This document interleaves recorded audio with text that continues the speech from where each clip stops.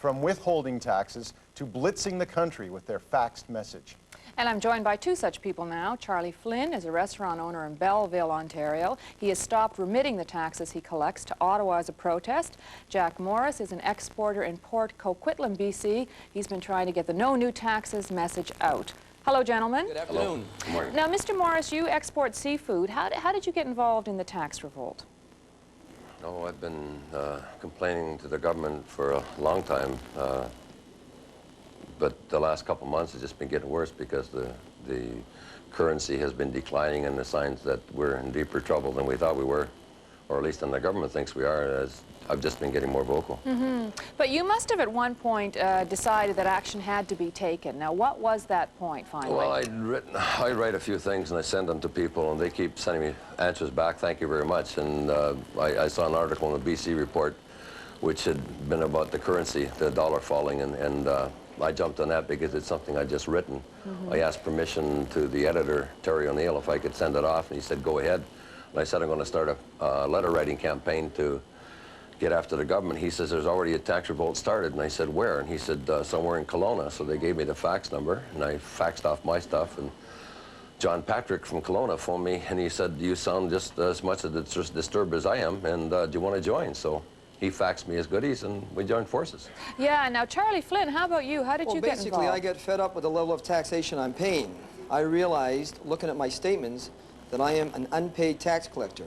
Once I pay $1.13 to the federal and provincial governments on every bottle of beer, there isn't 1 cent left for me. Therefore, I lose 1 cent every time I sell a beer. I can't do it anymore. But you took action. I mean, you wrote a letter of resignation, I understand, to Paul Martin. Yeah, absolutely. The first thing I did is I wrote a letter to Paul Martin asking if I could resign as a tax collector. Yeah. I submitted my resignation. I didn't receive an answer. Therefore, I went on strike.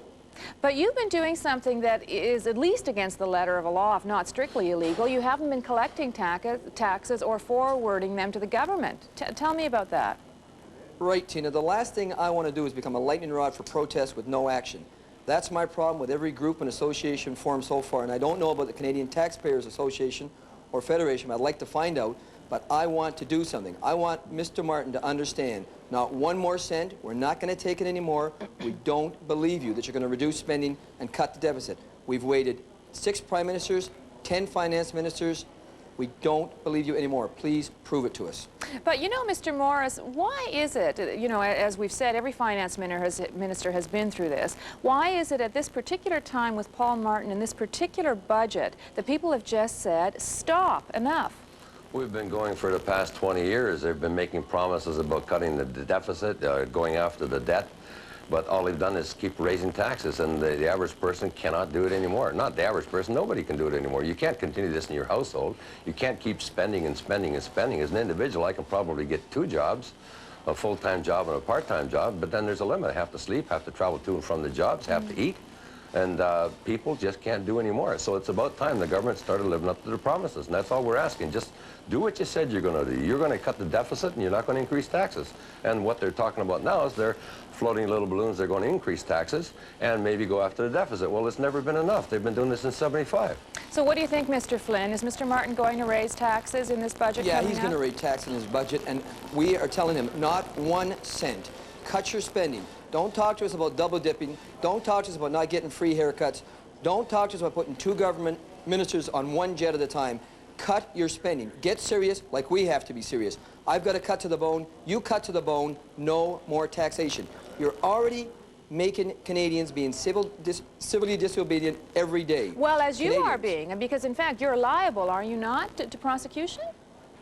Absolutely. 12 months in jail, they reminded me, and or a $25,000 fine. This is because you've been withholding the taxes that you're supposed to be collecting for the government. Well, the actual definition is willingly withholding the taxes.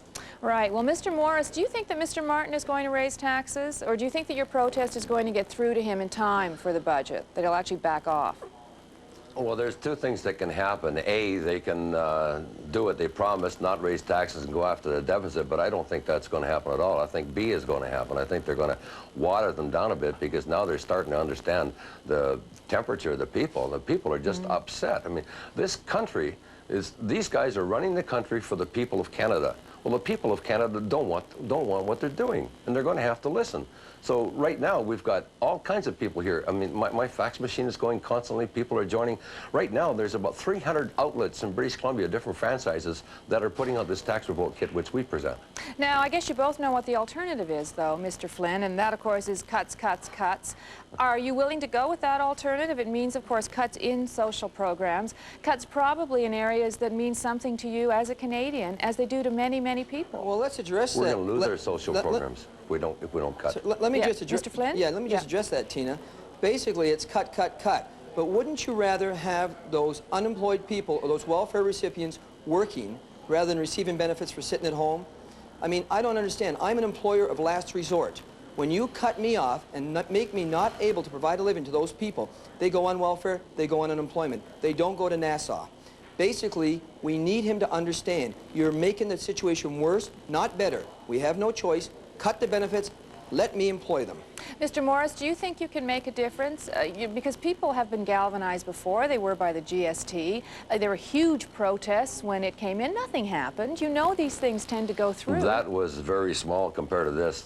There's really going to be the amount of people. I have no idea how many people are doing it, but budget break and muffler, every unit in British Columbia, there's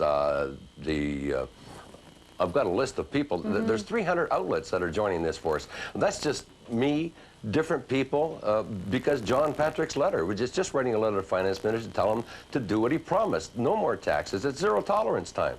Zero tolerance time. We cannot. Every time you tax another bit of dollar, that's one less dollar run around the economy. I mean, our interest on the national debt is around $1,700 a second. But if we're speaking to you the day after the budget, and we have, in fact, had tax increases, well, then what? I mean, Mr. Morris, if they go ahead and do it, how do you keep making your point other than tossing them out of office? I don't know if they can be that stupid. When they see the number of people across this country are just fed up with it, they cannot take any more. We can't just continue taxing people. They can't do it in their own private, well, maybe they can in their private business and their government. I don't know what they can do. But none of us can continue paying more. We have to cut back. And if we're worried about the social programs, we're going to lose the social programs if we keep doing this. The International Monetary Fund's going to step in, and they're going to lay down some strict regulations and rules for us to operate under. We've got to do it before then. We've got to start cutting. There's all kinds of waste they can cut. But you both sound pretty committed to your causes, one thing, eh? Tina, understand, if they do raise taxes, we aren't going to give them the money to spend. We are going to withhold that money. They can't spend what they don't have. So you're hoping to get other people to do what you're doing, Mr. Flynn? I've already had over 5,000 people contact me by letter, fax, and telephone, and I've had over 60 entrepreneurs or small business people agree to stand beside me. So just stop paying taxes, you're saying? We're not asking... Absolutely. Tina? Yeah? We're not asking people to withhold anything. We're asking people to just follow through, pay your taxes like you're supposed to. We're not advocating that. We're just advocating that the government had better listen. No more increases. Zero tolerance. And our fax number here is area code 604-464-6936. Well, you guys sure know how to get a message across. Yeah, we don't need to be a lightning rod for protest. We need action now. Okay, thanks very much for talking to us today. Thank you. Thank you very Bye-bye. much. Bye-bye.